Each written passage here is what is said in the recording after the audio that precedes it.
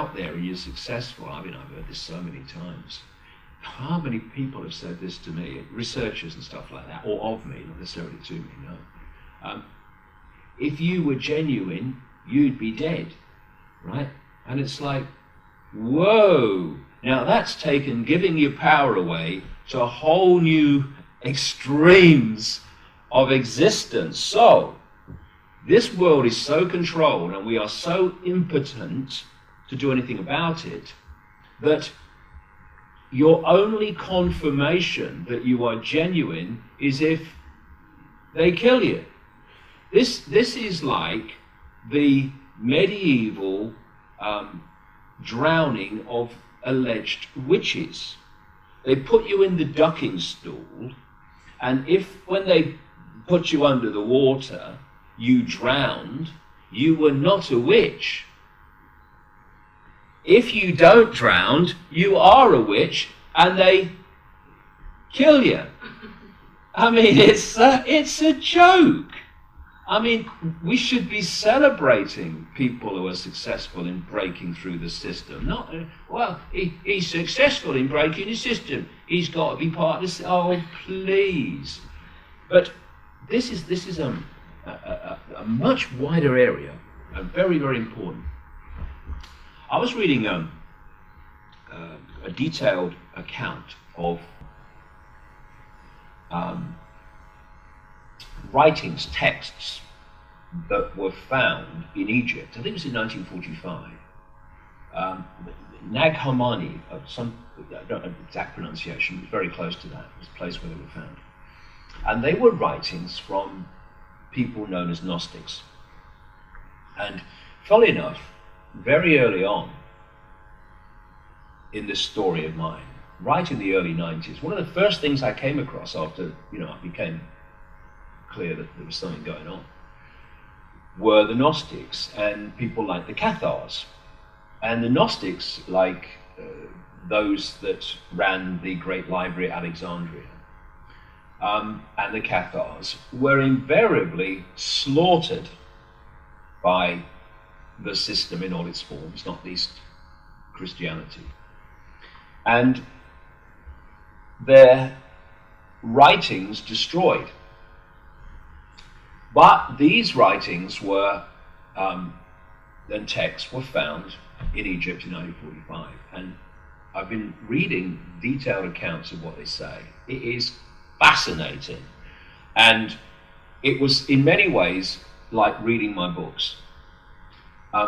When you look at them, it's clear that things like the New Testament were Gnostic writings to a large extent, that have been censored, that have been changed around, and where the symbolic has been delivered as the literal, which has kind of caught everyone out, that follows the religion.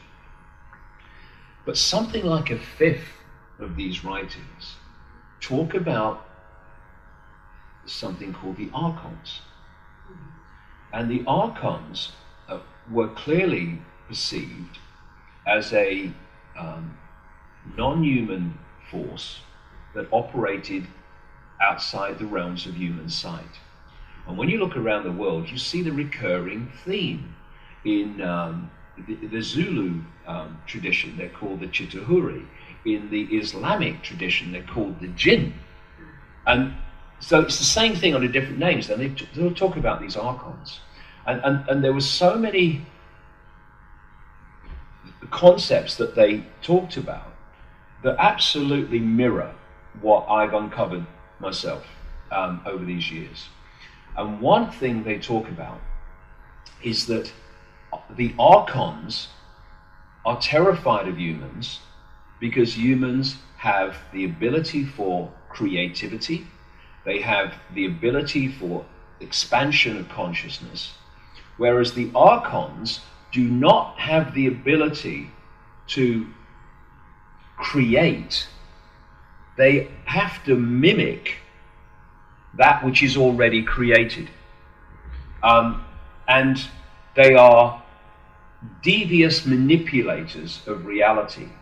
But the reality has to exist before they can piggyback it and manipulate it. And they talk in their own way about the fact that the Arcons created, in effect, a fake reality, which we are decoding, humans were decoding, believing it to be real. All these themes, it's like, I talked about the pieces in the puzzle. One of the things that happens to me in this process is that stuff is held back. It's happened a number of times that I could easily have come across until a certain point, and then suddenly I come across it, and it's at that exact point, really, often exact point, that says to you, see, it's right. And so I'm reading this stuff about the Archons and the way they manipulate and the way they possess the minds of humanity, and this theme comes up again, that they are, compared with humans and human potential, extraordinarily limited, and therefore they have to piggyback humanity, and they're terrified of humans awakening to that's going on, to their existence, because then the game's up. And so I have this image in my talks where I put a reptilian face in a box, and then I put a humanity in a smaller box, and that's the situation. The only way that these Archons, reptilians, whatever name you want to use, can control humanity is doing it A, covertly, and B, putting humans in a smaller box than they're in. We have this, and by box I mean perception of reality and self. And we have this phrase, in the land of the blind, the one-eyed man is king. Well, the Archon reptilians are the one-eyed man, and they've made humans blind so that they're king in this reality while we're blind. And so this awakening that we are now experiencing among incredibly expanding numbers of people is their worst nightmare, because we are breaking out of the box, and it's a box that we've been put in, and once we break out of it, we break beyond their box, if you like, and they become impotent in terms of their control of us. And this is why I've been saying for years now that it is not a coincidence that at the very same time that this awakening is happening, on the other side, we are having this almost like panic speed imposition of the global Orwellian state, and surveillance, control. They want microchipping, and they're bombarding us with radiation to destabilize us, with food and drink additives to destabilize us electrochemically and all the rest of it. It's because, while it seems on the surface that this is an attempt for more and more control, it is in a way, but they're in a different game now. And they knew, if I knew 22 years ago this was coming, how long have they known? And they've been preparing for it. And thus, the old way of control, which is for thousands of years, religion, all this thing, and people just not thinking and going through their lives, I know my place, and I believe what the religion tells me, and all that stuff. That's fine. Controlling people in that mode has been easy, but they're in a different game now. They're in a different game where these truth vibrations are impacting ever more powerfully on more and more people, and thus the way they controlled humanity before is not enough. That's why this explosion of Orwellian control is flying in now, and has been for some time. It's because it is a defense mechanism to try to mitigate and overcome the consequences for them of the human awakening. So do you think, as before we were saying, that if people were able to control their own genetics, they would be able to create their own reality? and starting to live their own lives, not manipulated by.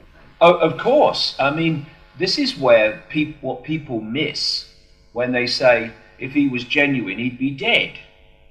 It's the fact that the way out of this is to open ourselves to that level of awareness, thus potential to dictate our own reality, that has been kept from us. And when we do that, especially in together with forces that, I mean, the forces that contacted me 22 years ago, they're not sitting on Orion in a deck chair, on the beach. They have been working all the way through these 22 years, and they are just an expression of a much greater operation, if you like, that has been created, is happening to remove this human control and human suppression. Thus, this combination of people opening to a greater awareness themselves and connecting and being influenced by this even greater awareness that is benevolently trying to help humanity out of this, that means that the more we do this, the more power this reptilian arconic energy or force, whatever you want to call it, the less influence and power it's having over us. And there's this old phrase about a duck going across the water and it looks very calm, but underneath the water it's flapping like crazy. Well, we see this arrogant kind of control system, but under the water it's flapping like crazy because it's almost, in its eyes, it's a race to get this world locked down, to get people microchipped, externally controlled, and their vibrational state externally suppressed, to get this lockdown of humanity technologically and in other ways before enough people have awakened to bring their house of cards down. So it's like you've got the irresistible force, which is this awakening and the information change that is triggering the awakening. And you've got what thinks it's the immovable object, the control system, but ain't. And this is desperately trying to defend itself with all this stuff that's happening, all this Orwellian stuff, from this. And at the moment, we're in this cusp where both forces, if you like, are at work. And so you can see people who are going that way and people who are going that way. And it's all kind of chaotic and all the rest of it. But there's going to come a point, because this vibrational change is cumulative. This thing about 2012 and all great chat, I don't buy that at all. 2012's greatest significance is it's not 2011, but it's not 2013, 2014. And there comes a point where a tipping point, where the impact of this new energetic construct and its influence on humans to awaken from the box is such that the control system comes down. Because it's my view that, say you're hacking to a computer and that hack has a code. It's a code that hacks into the computer. Well, if you can unravel that code, the hack's gone, and suddenly the computer, the range that you can access on your computer dramatically increases. I'm absolutely convinced that there is an energetic code, probably a harmonic code, which, when we find it, and we will, is going to break the hack. And when that happens, it's going to be like Sleeping Beauty woke up. Humans. It's going to be like, what just happened? What just happened? When do you think it's going to happen? Well, before I leave this place, I hope. That's the idea. But we'll see. 2012? Well, no, I don't see it. I think myself that by 2016, 2017, I'm not saying that's another 2012 year, but by 2016, 2017, when you see how many people are awakening now, and even more important to me, the kind of people that are awakening now, who you'd never thought would do so, what is going to be the impact on human perception of self and reality by 2016, 2017? I think, by then we'll really start to see this control system start to quite blatantly unravel. But I think, in the next little while, it's going to seem as if it's going on and on and on in its fascist way. And another one of the themes of the last 22 years, almost right from the start, really, is that just when it seems the control system has got all the aces, all the answers, it suddenly comes down so fast that people will be shocked at the speed. And when you go back from the holographic in this world, this limited world where we see everything in limited terms, you go back to the vibrational harmonic information construct, when that changes, this changes. And if this changes fast, that must change fast, because this is just a projection of that. And what they've done, this reptilian archonic energy, and it goes beyond that into, like I say, in the realms of no form. They have created a distortion in the information construct of this part of our universe.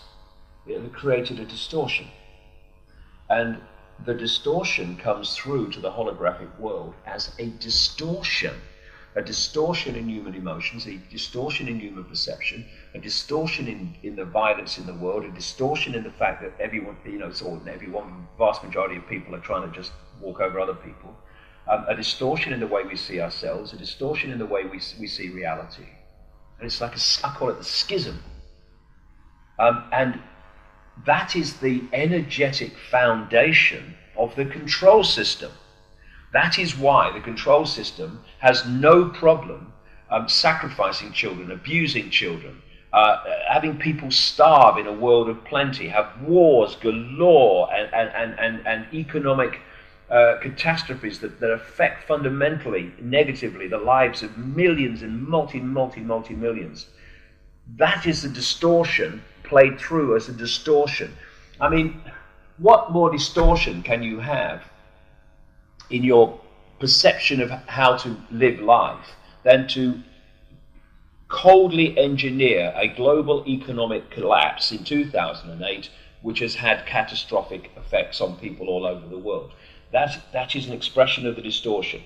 Banks that hoard all the money, and then when they get in trouble, people bail them out, and then the people then have to go into austerity bloody situations because of the financial implications of bailing these mega.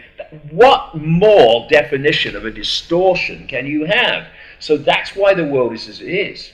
What these truth vibrations are doing, and what this, I say, harmonic key or code is, it's going to break the distortion. It's going to be like, what I'm seeing as I'm talking to you is a piece of rubber that has been distorted, right? And then something happens, distortion gone.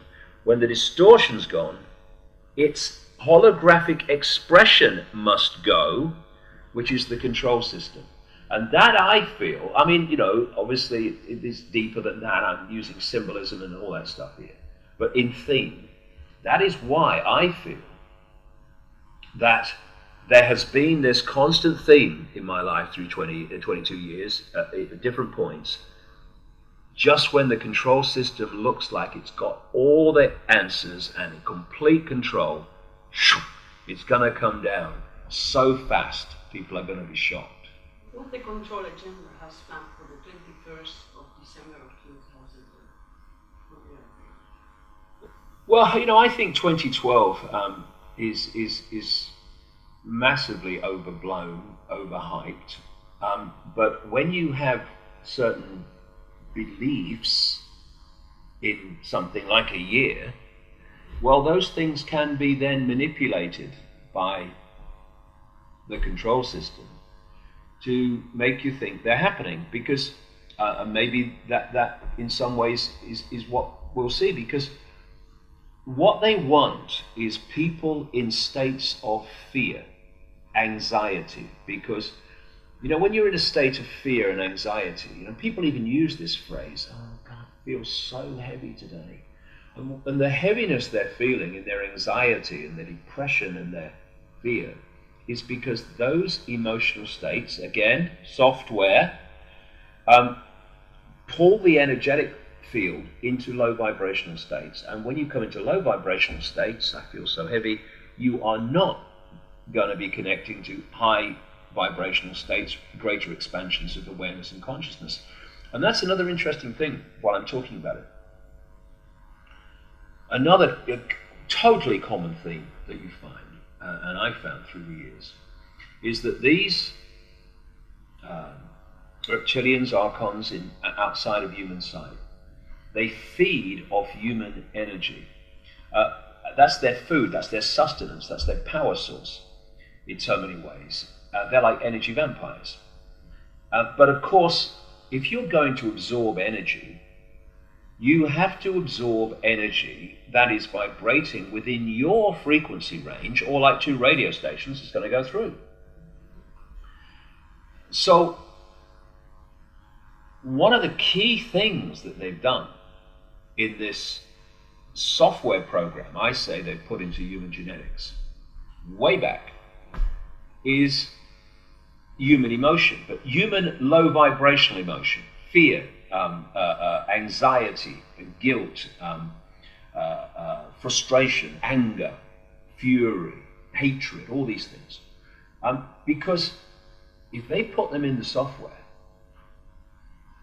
and human experience triggers the software, or the software triggers the emotion, then they've turned humans, as Morpheus said about the machines in the Matrix when he held up a battery, and he said, they've turned humans into one of these. Well, they've turned humans into, through this software which is running these emotional reactions through as responses, they've turned humans into batteries, generators, power stations of the very low vibrational emotional energy that these entities feed off. And so whether it's a conflict between individuals, or whether it's a war or whatever, the emotional reaction to those things and the emotional responses are generating the very energy they want. So we've come a long way from there are a few greedy families in the world that want to control all the money. That's just the outer expression of it. This is so deep, and only by understanding how deep it is are we going to bring an end to it. And these are the areas I would suggest that this control force is terrified of humans becoming aware of. And really, and it's a good thing, really, comforting, half the people of the world don't have to awaken to bring this to an end. It's interesting when you look at research that has been done into the power of heart energy and associated things through organizations like this Heart Math Institute in America, where they found that the heart energy is the most powerful electromagnetic field in the body. But more than that, they found that emotions like love, appreciation, caring are thousands and thousands of times more energetically powerful than things like hatred and all these low vibrational emotions I've been talking about. So once a certain percentage of the population moves into those states of being, nothing even approaching half the population to switch the energetic dominant force, if you like, from that which is we've had to that which is coming. You have written that aliens use technology to travel along our time to manipulate our reality or perception of our history. What is your perception of timelines or time deception? Well, my feeling is that our perception of time is certainly among, if not the greatest form of locking us into this fake reality. you talk to virtually anyone who's had a serious out-of-body experience, or near-death experiences that they're called, and they'll tell you that their relationship to time dramatically changed when they left the body. That past, present, and future all came together in the same moment. And people who've been into deep states of meditation have experienced the same. There is no time. There is only one infinite now. And what this hack has done, and a major part of this hack, has been to project this information field, this hack into the information field that carries the information of what we call time. So time, as we perceive it, one thing following another in a sequence, in effect, is the way that we decode this hacked information. The left side of the brain does it massively. It takes information from the now and it puts it into a sequence. This is why, Einstein, used to say that time was relative, because, to paraphrase him, if you put your hand in boiling water, time seems to pass very slowly. But as he put it, if you're in the company of a beautiful woman, then time seems to pass very quickly, because it's relative. When you're in a situation that you don't really want to be in, then your decoding system, particularly in the left side of the brain, puts this sequence, constructs this sequence in a way that moves slowly, or appears to move slowly. When you're doing something you really love, then this sequence is put into to move quickly in the way that we experience it. So time is completely relative. I mean, we have an invisible line in the middle of the ocean. And if you go that way across it, you go into yesterday, and that way you go into tomorrow, and it's like, it's crazy. I mean, this is crazy. It's all manufactured. And thus, when your greater awareness, your greater consciousness is operating in a state of no time now, the infinite now, but that which is experiencing this reality has got caught into this illusory sequence that we call time, then already they're in different realms of or states of being, which is already disconnecting the influence of one over the other, because they're in different realms. This is in the now, this is in time. And it's fascinating to me too when I look at Saturn, and how Saturn and the moon, clearly, which I say are part of this hack, are so connected to our perception of time. See, the Romans, they worshipped, their major god was Saturn. They used to have a festival every year in the period running up to our Christmas called Saturnalia, where they had put trees up in their homes and decorated them and handed out gifts. It was our Christmas. And they worshipped Saturn. And the Greek god of Saturn, the Greek name for the god of Saturn, was Kronos.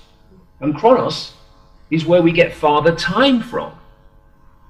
Kronos is where we get the Grim Reaper from, because Kronos was portrayed with the scythe, with the sickle or scythe, and so time and Saturn and the moon are fundamentally connected, and I feel that this hack in so many ways has created this illusion of time that keeps us from the infinite realm of no time, or from connecting with it in a way that it will influence us. It's a big part of the control system, what we call time. And because we're so welded to it, and I completely understand it, we find it very difficult to perceive anything that could not have time sequence as we know it. But when I look at, the now and all that stuff, and what we perceive as time, if I put a DVD, a movie, into that television there, and it started to play, after I've watched it for a while, the scenes that I've watched in the movie would be my perception of the past. The scene I'm watching will be my perception of the present. And the scenes I've yet to watch are my perception from here of the future. And yet all those scenes, past, my perception of present, and future, all exist on the disc in their entirety at the same time. The question is, where on that disc am I watching at any point? Because that's my reference point. That's my now. That's my present. Everything past, everything gone before, everything still to come, past and future. But it's just all there at the same time, in the same disc, the same now, before you've watched the first scene. You know, time is not what we think it is, but it is a massive, massive way of enslaving us in a perception prison. Do you think we exist simultaneously in different timelines? Definitely. You know, in the end, everything is one. Thus, everything exists infinitely. And of course, there are different expressions of this infinite. This one's called David Icke, but connected to what's called David Icke, going into other realms of reality, out into the great infinity, are other levels of the infinite one and other levels of me that are not called David Icke. This is just the expression of this multi-level consciousness that is having this experience here in this reality, but we operate over multiple realities. And what the hack, the control system has done, from the knowledge of how to do this, which these reptilian archonic kind of entities do, is that their idea is to isolate this expression of this infinite awareness from higher, more expansive levels of it, and to get this level to see itself in isolation. Little me, I am my name, my job, and all the rest of it. Because then they got you. Because then they got you in a smaller box than they're in, and the one-eyed man is king. This awakening is taking us beyond this to see that this is just what it is. In fact, it's just a point of observation. That's all. You move your point of observation, you're suddenly not David Icke in its entirety. That's what you are. You are consciousness having an experience that someone called David Icke. And already your point of observation has changed. The idea of the control system is to pull our point of observation into five-sense reality alone. And you look at the world, you look at society, you look at the way it's structured, and it's all about enticing the five senses. Look at this, smell this, feel this, you know, listen to this. It's all pulling us into the five-sense level of decoding reality, which is and one of the great pollutions that is being imposed upon us more and more is sound pollution. Sound pollution. Don't give people the chance to have silence as much as you can. Pull them in. Get them to put the telly on. Get in the car. Put the radio on. Kill the silence. Because when you go into the silence, you go into the all that is. Because people think that silence is nothing. What can you hear? Nothing. You can hear everything. Because within that silence is all possibility waiting to manifest. So if I'm talking now and killing the silence, what I'm doing is I'm pulling one possibility out of all possibility, the silence. And then when I stop talking,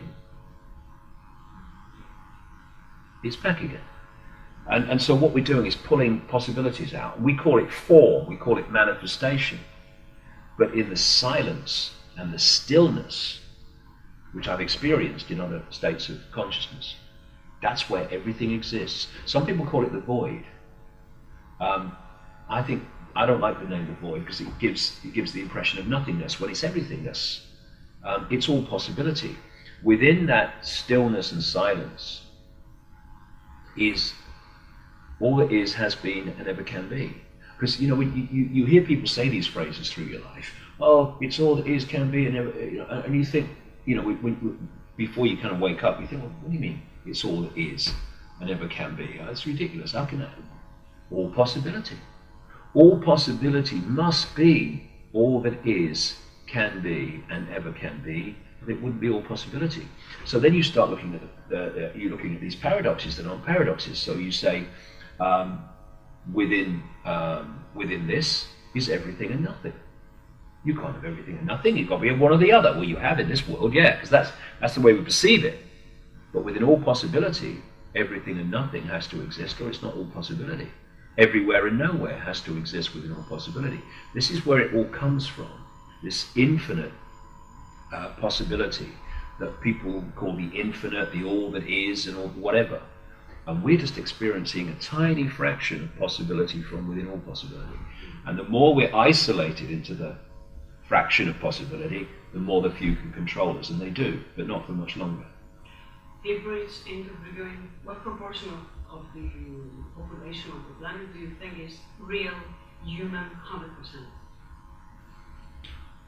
100%? Another great question, not least because, you know, my thoughts have been going this way for a while. I think there's a very significant, I can't put a figure on it, but a very, very significant number of people that we call humans are actually biological robots. And it's interesting when you look at where within our desperately limited science, within the public arena that we can see, when you see how far they're now going with robotics. I mean, I saw one the other day, somebody sent me, and you knew it was a robot, but you sure as heck could see where it was going, in terms of it not being a million miles in terms of advancement from you not realizing it's a robot. And then you go beyond the public arena and you go into the underground bases and the secret projects, which are light years ahead of the technological development within the public arena. And then you go beyond that into the realms of these entities that understand reality better than we do because they put us in a box smaller than them in terms of that. And you start to appreciate, especially when you're looking at, you know, holographic inserts and stuff like that, where you can see that it is very possible at their level of knowledge to create apparent human beings that are just biological robots, biological computers. But you know, when you think of robots, oh, I am a robot or a computer, you know, no, that's just a word to give the theme of what I'm talking about. We're talking about dramatic advances on that. I mean, if the human body, and I suggest it is a human body mind, the lower mind is a biological computer, then which is animated by consciousness, then why can't you have a biological computer that is animated by some other force, you know, like some program? And like I've said earlier in this chat, that I say this is a software program running through all human bodies, and I do feel that there are a very significant number of people in this world that we call human that are not attached to consciousness, shall we say. They are purely biological software playing through, and not something that we would call human in our perception of human. Can we distinguish them from real human? Is there any sign? Well, I think when you are connected to any form of consciousness, then especially any expanding consciousness, then there's a sparkle in the eye. There's life. You feel life coming off people. And you know, I've noticed over the years that some people have what we call good vibes, some people have what we call bad vibes or negative vibes, but there are a certain group that have no vibes. It's like they're dead. It's like a dead zone, and that could quite possibly be it. But see, the thing is that one of the greatest forms of mass control is to suppress their sense of what is possible. This is really so important. If you have this view of what's possible, then you have this spectrum of possibility to explain, look at, research what's happening in the world and how it's happening and what's being done to make it happen.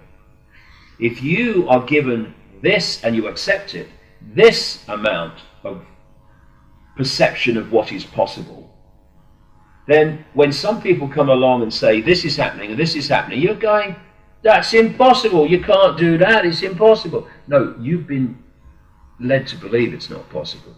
And people dismiss things, and now suddenly, to explain what's happening in the world and how it's being made to happen, you now have that to explain it.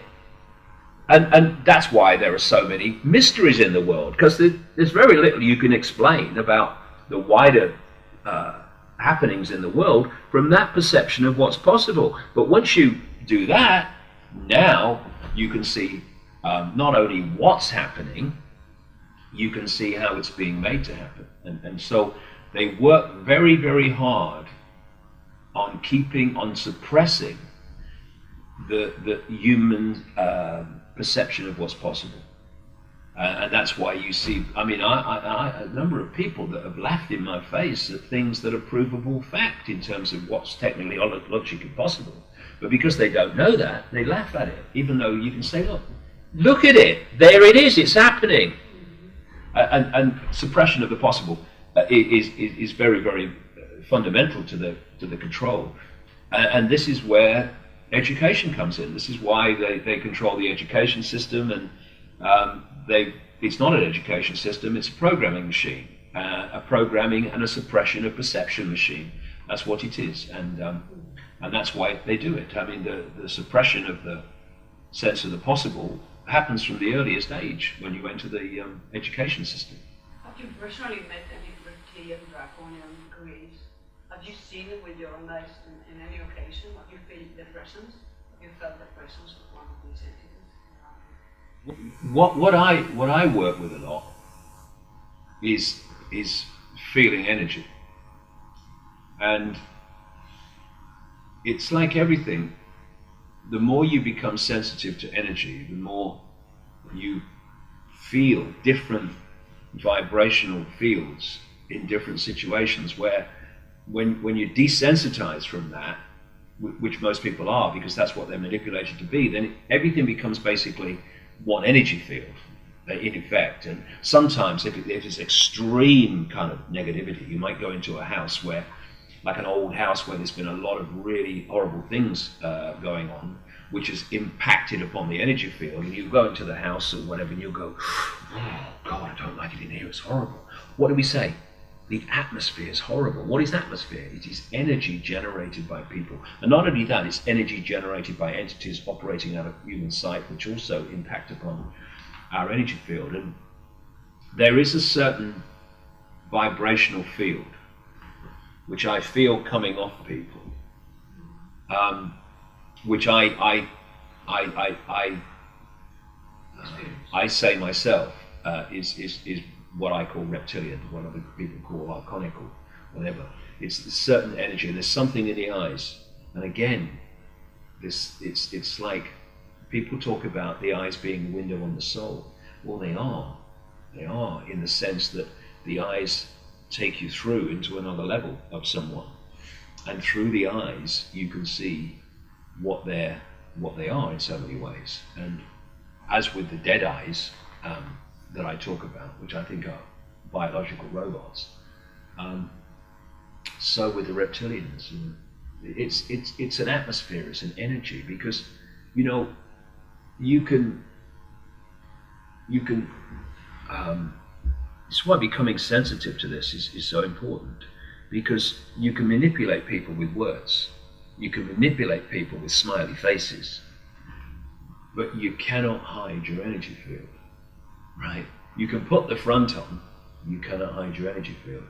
And one of the things that I've noticed, again with the eyes, is when I look at these people, which I would say are absolutely reptilian, people like Tony Blair and Hillary Clinton and others that of the same kind of ilk. What do you call it? Or the Browns. Yeah, what do you call it? Barack Obama. No matter what their face is doing, smiling, happy, slappy, their eyes don't change. There's this cold stare in their eyes, which whatever their face is doing, that never changes. I say that's this reptilian Arcon force as well. What do you think about this idea that people are believing more and more about that in a couple of years, 2012 or 2014, the Earth is going to split into the new Earth are going to stay people who are going to have a certain type of vibration, and on the old Earth are going to stay the old paradigm people or something like that. Can you see anything about this? Well, you know, I would only say this, that we exist in the frequency range that we are ourselves in. Thus, I can in this level exist in this frequency range. If the frequency range, if my frequency range changes, then I move into another frequency range. And thus, if there, well, I'm not saying there will be, but I'm just talking in terms of the concept. Excuse me. If there was a massive shift in the human vibrational field, then it would have to perceive another vibrational field. Because if you're tuned to radio 1, you don't experience radio 2. And if you are attached to, say, radio 1, and there's not a massive shift in your energy field, then you're going to stay attached to radio 1. So, in principle, that I can see the energetic frequency direction from where they're coming from. That if there's an energetic shift, then there must be a parting of the ways in which, in terms of what those two states of being are experiencing. So, energetically, it's possible, but whether it will be or not, I don't know. It's I mean, the thing is that we as humans have been kept so ignorant of reality and the fluid nature of reality that anything's possible when you think it's possible. But anything's possible. Whether it will happen or not is another thing, but anything's possible once you realize how fluid reality is and how your perception becomes your reality and all that stuff. And we've been kept in this tiny little box of ignorance about it that, you know, we're still feeling our way. Even people who have really started to open to this are still feeling our way in terms of seeing the true nature of what we're experiencing rather than what we thought we've been experiencing all our lives, and what everyone around us continues to tell us we're experiencing, because that's all they can perceive.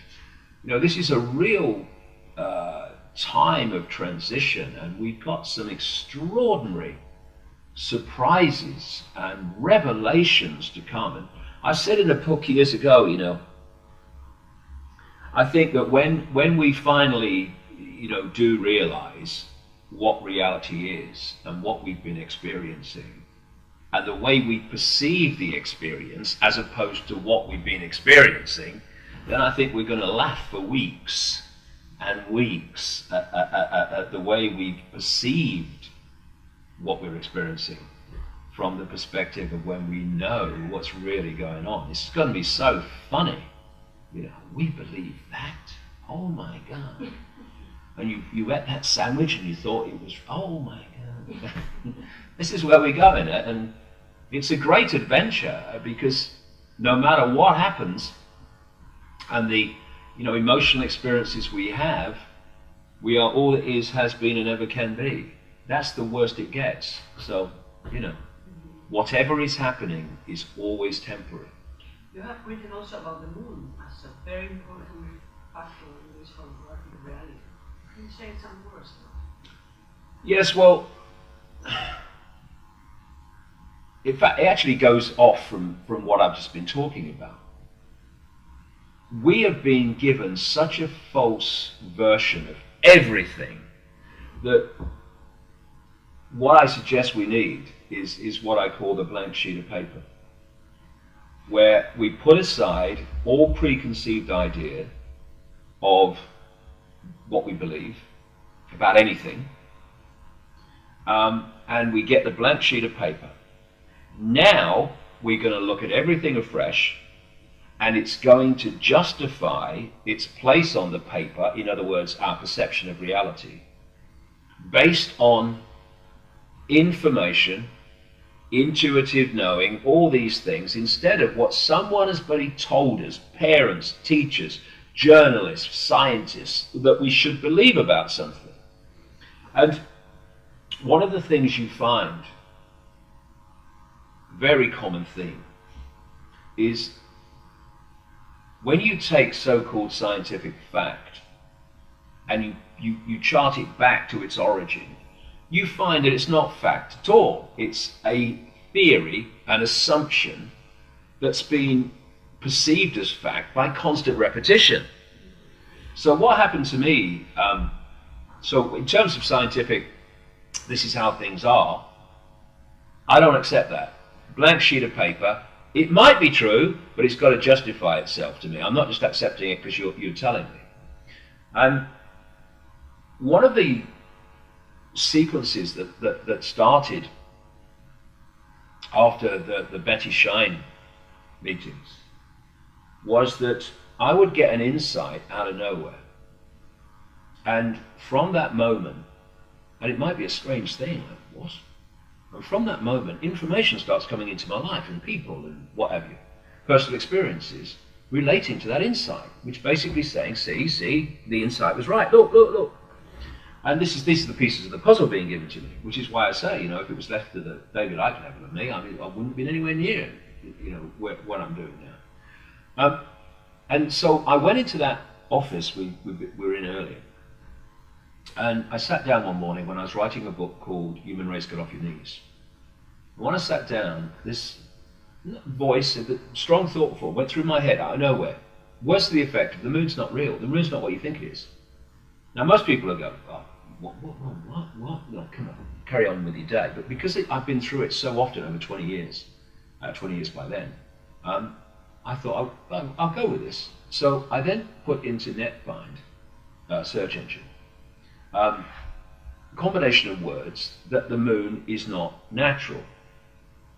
And up came immediately a book called Who Built the Moon by two researchers, I'd not come across it before, who were looking at the facts about the moon, the incredible anomalies about the moon, and the extraordinary mathematical connections between the moon, the earth, and the sun.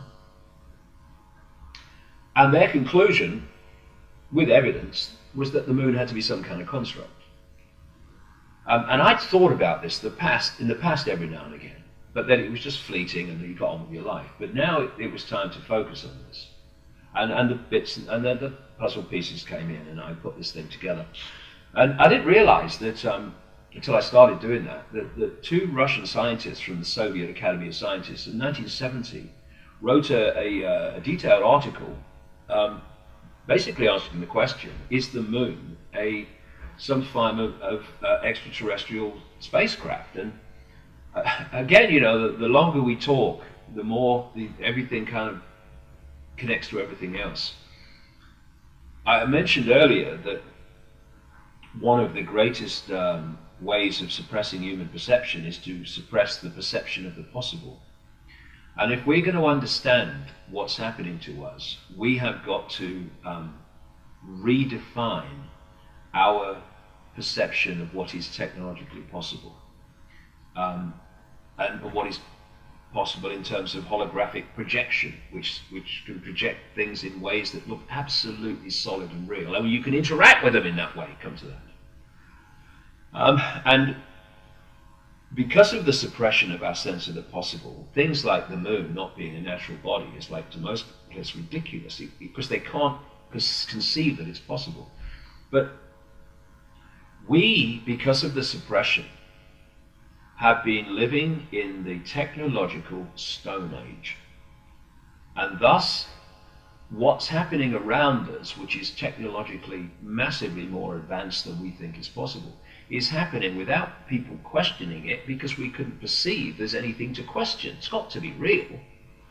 And, I say this, imagine back in the Stone Age, when there's this guy sitting there and he's knocking rocks together, and another guy comes over to him in the Stone Age, points to the moon and says, you know, it's possible to build something that flies like a bird right up to that moon. And he's knocking rocks together. That's his perception of the possible. So the idea that that is possible, ludicrous. You've been on the mammoth juice, right? But even though to Stone Age people that was impossible, clearly it is possible, but only when you know how. And thus when people look at the moon, and I think other bodies too, and they say that no one could have constructed that, or at least hollowed out some natural type body and if you like, reconstructed it. They can't think it's possible, but it is. And when you look at the moon and you look at the anomalies, it's quite clear that it's not a natural body. It's either a completely unnatural body, or it has been, as these Russian scientists postulated, it's somehow some kind of hollowed out planetoid. I mean, look at it. Look at the size of the Earth and look at the size of the moon. It's massive. It shouldn't be there. And there are tribes that are still in existence that talk about the fact that their tribe goes back so far that it was before the moon was in the sky. And it's a thing that we, again, when we come out of the womb into this world, we tend to accept that what's here has always been here.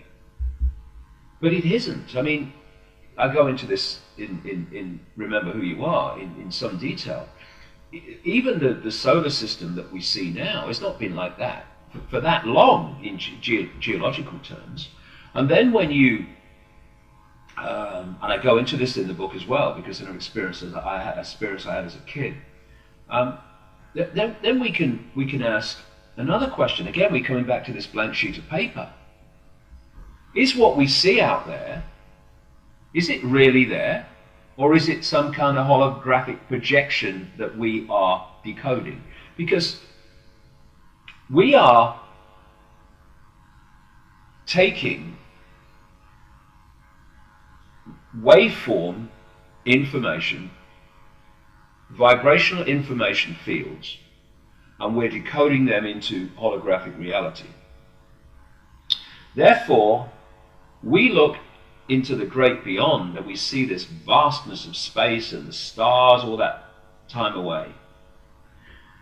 But the only place they exist in that holographic so-called physical state that we're perceiving is in our decoding system.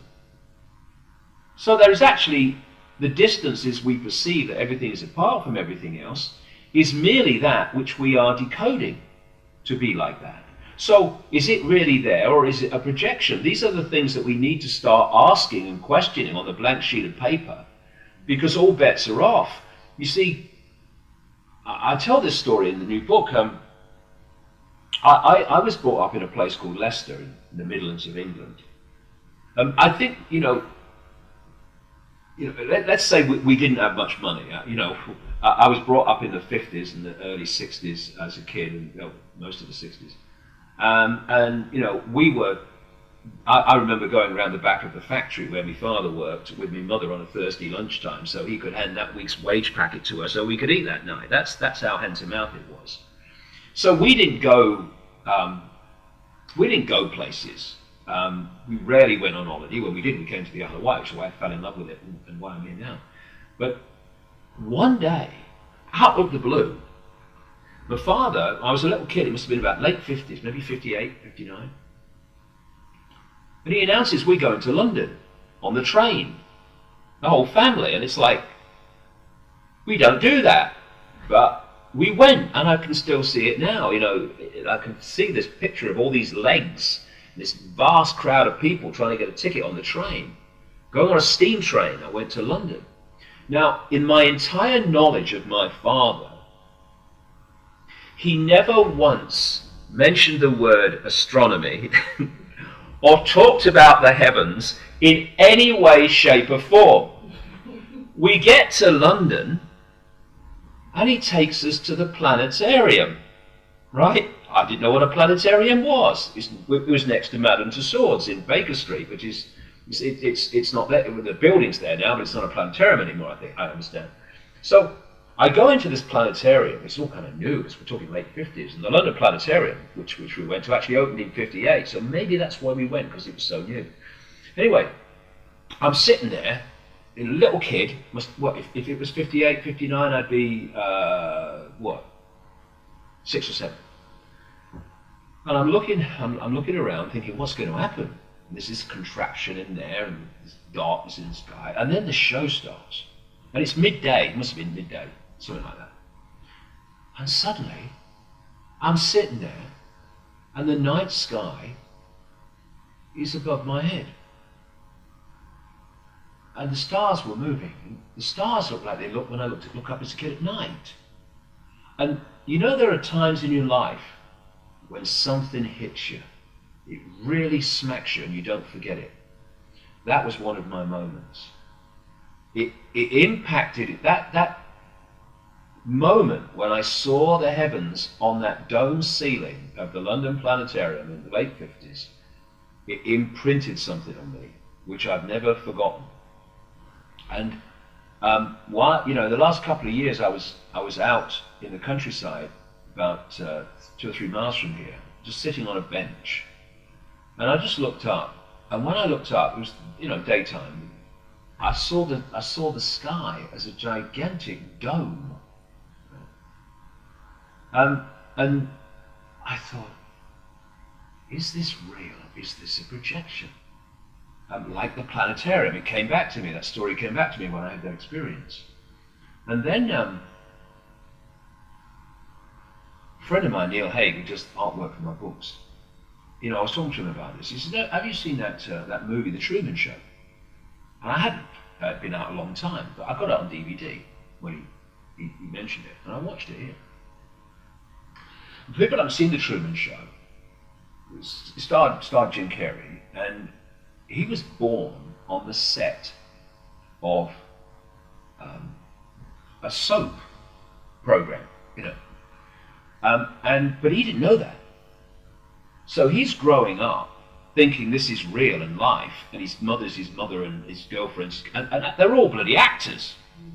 And every time he tries to get out of this little town, this set as it turned out to be, something stopped him. And he started to get, in the end, suspicious what's going on. And cut a long story short, eventually he gets on this boat, which he thinks is going out to the open ocean. And he goes out, he goes out, he goes out, and eventually he comes to the wall of this massive frickin' dome, in which it's all been going on in. And then he walks up the edge of the dome and out the door of the dome into the world as it really is. And whoa, that hit me like a train when I watched that. I thought, that's it. Vibrationally, holographically, in terms of projections that we decode, that is our situation. And then, this soap show, The Truman Show, which everyone was watching, the only person didn't realize was him, that it was all a big act. The operations center, where it was all manipulated from, looked like the moon. And I think that whoever wrote The Truman Show got seriously bloody lucky, or had some idea what he was writing about symbolically.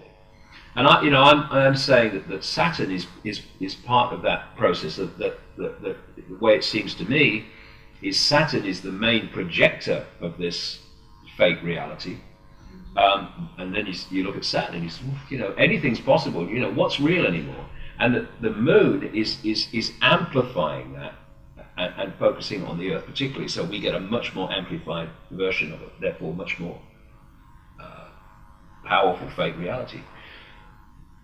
And people talk about,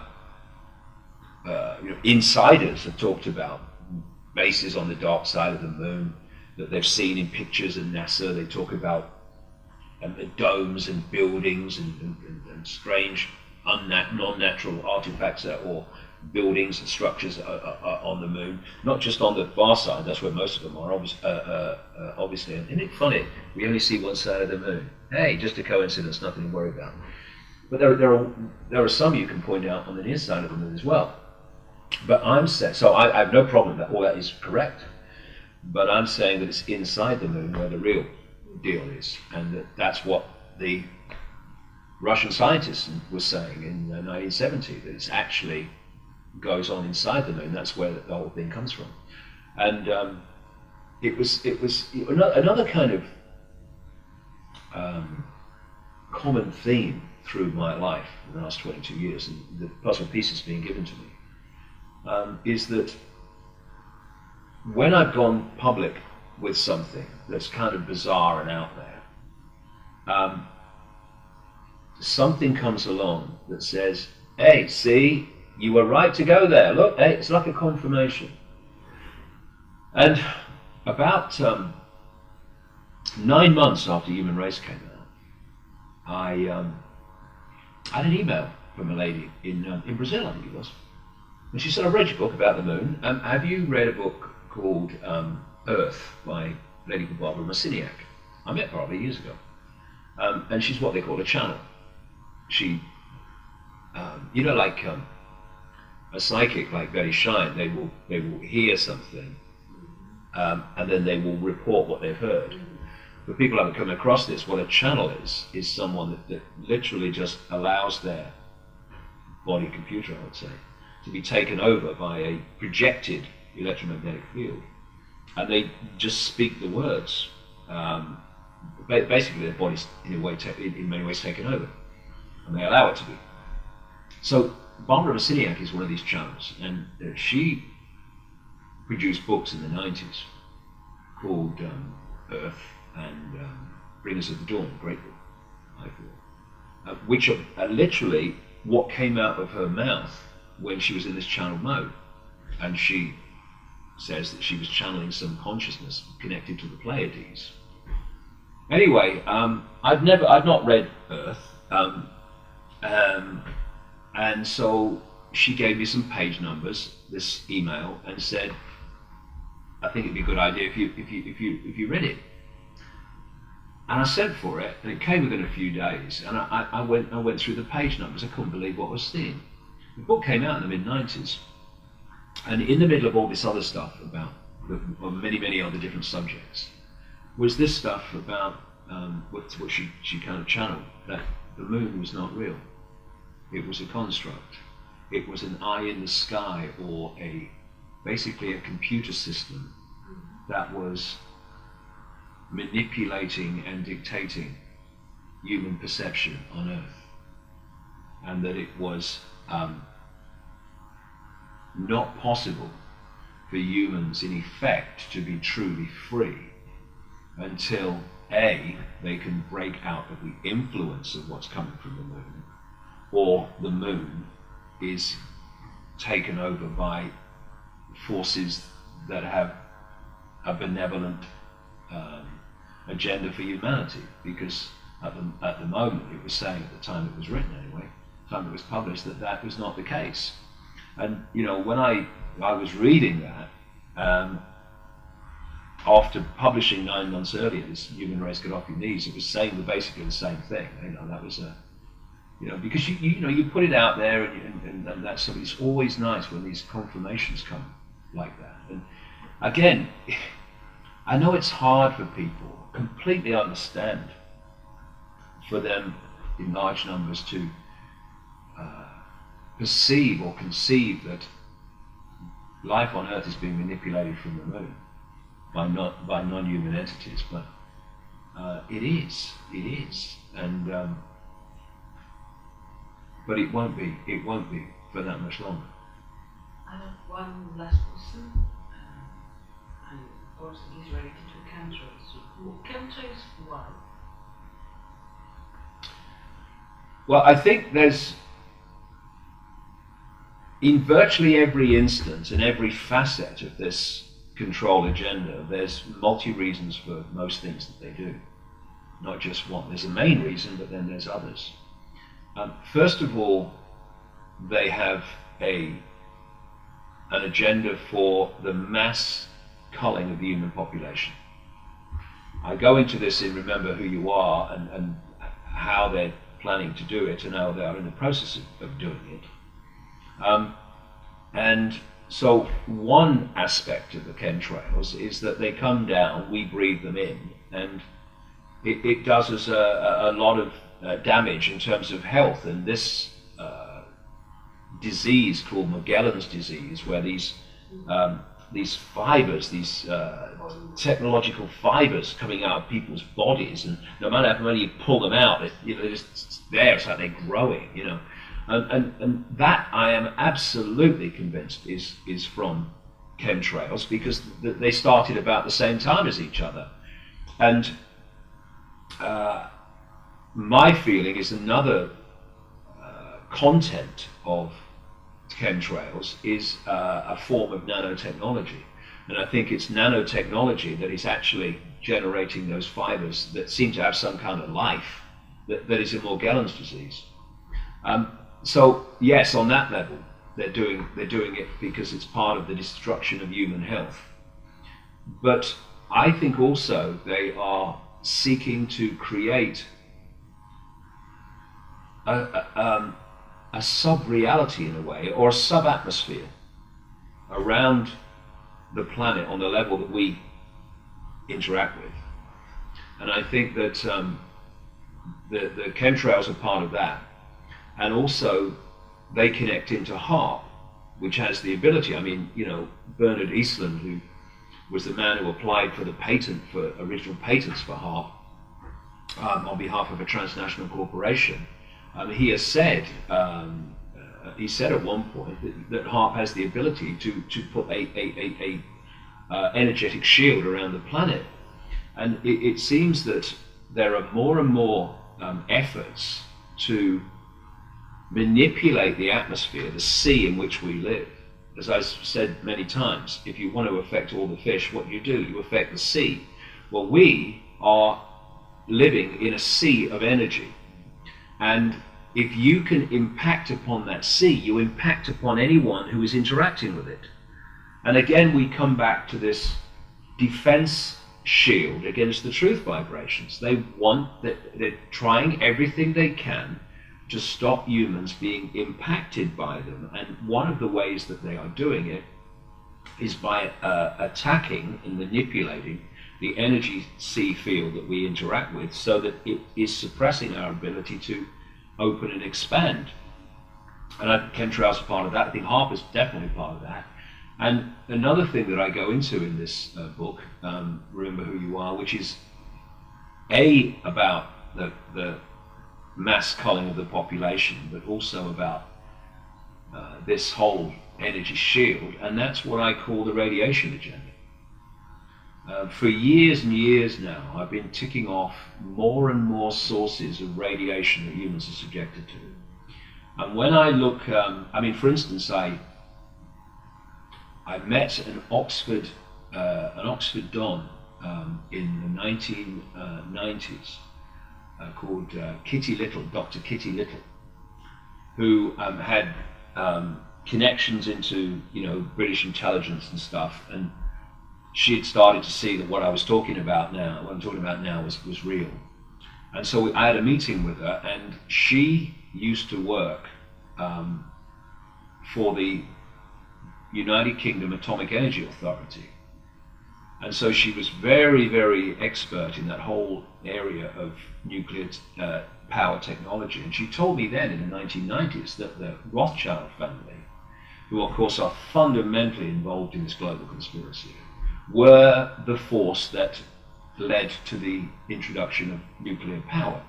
So now we have nuclear power stations all over the world, which are all potentially, you know, catastrophic releases of radiation, and many of them are leaking like a sieve anyway. And so when I looked at what happened at Fukushima in Japan, it was just too much of a gift. That colossal release of radiation, which is still going on, was just too much of a gift for me to be an accident, or at least to accept it was an accident without further investigation. And I explain in the book that my feeling is that, and I put the evidence for it, and you know, I'm not alone, there's other people that have come to the same conclusion, that actually Fukushima was blown up by small nuclear weapons, what are called gun-type nuclear weapons. It's interesting to note that Fukushima had a whole new so-called security and sensor system put in.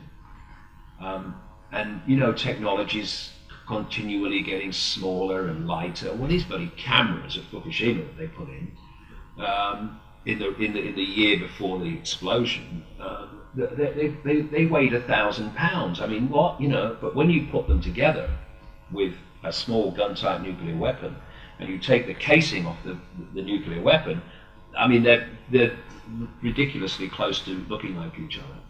And then you realize that the people that, or the firm that put them in, was an Israeli company that's based at Dimona in Israel, which is the location of the Israeli massive nuclear weapons program. And after I'd come to these conclusions, there was a nuclear engineer called Arnie Gunderson who did a speech in Boston, I think it was. And it was an alert speech, because he said, we've realized that the explosion, or one of the explosions at Fukushima, has done something that should not be possible with a nuclear power station. It has in effect broken the speed of sound. It was a detonation speed wave, and a nuclear explosion caused by a nuclear power station alone should never ever cause a detonation speed wave. So his speech was, we realized that it is possible for a detonation speed wave to be caused by, well, maybe you haven't. Maybe you have identified a detonation speed wave because Fukushima was detonated, wasn't a natural explosion.